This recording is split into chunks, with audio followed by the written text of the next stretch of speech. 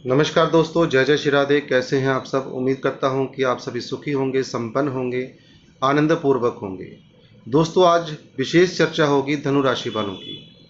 धनु राशि वालों के ऊपर शनि देव की ढैया स्टार्ट हो चुकी है 29 मार्च से। यदि आपके जीवन में अभी तक कोई भी उथल पुथल नहीं हुई है तो मैं आपको ये बता दूं कि जैसे ही जुलाई का महीना यह पूर्ण होगा, आपके जीवन में इस ढैया का प्रभाव अवश्य होगा। क्योंकि कई लोग कहते हैं कि कोई असर नहीं होता, हर चीज़ का समय आने पर असर पड़ता है, चाहे वह ढैया हो, चाहे साढ़े सत्ती हो, या कोई नीच का ग्रह हो।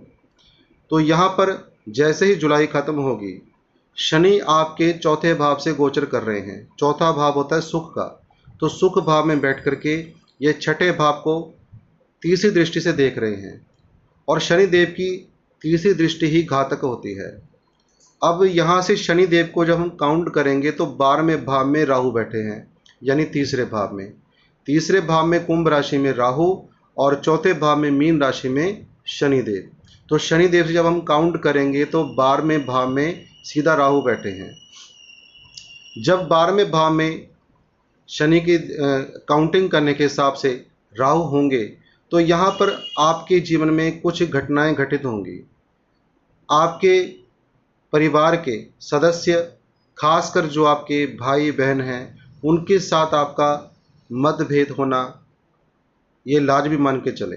जैसे ही जुलाई खत्म होगा, केवल एक देवगुरु बृहस्पति की दृष्टि ही आपको इस चीज़ से बचा सकती है, क्योंकि 11वें भाव से गोचर कर रहे हैं देवगुरु बृहस्पति, जो कि 14 मई को मिथुन राशि में पहुंच चुके थे।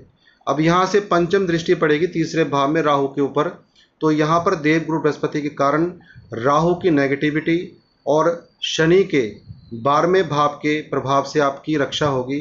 लेकिन आप किसी भाई बहन के साथ मिसअंडरस्टैंडिंग होने से बचाव रखना आपको पड़ेगा ही पड़ेगा।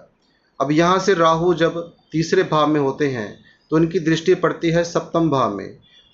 जब शनि से राहु 12वें होंगे, राहु की दृष्टि पड़ेगी सप्तम भाव में, तो आपके दाम्पत्य जीवन में पति पत्नी में कलह क्लेश की संभावना अवश्य होगी।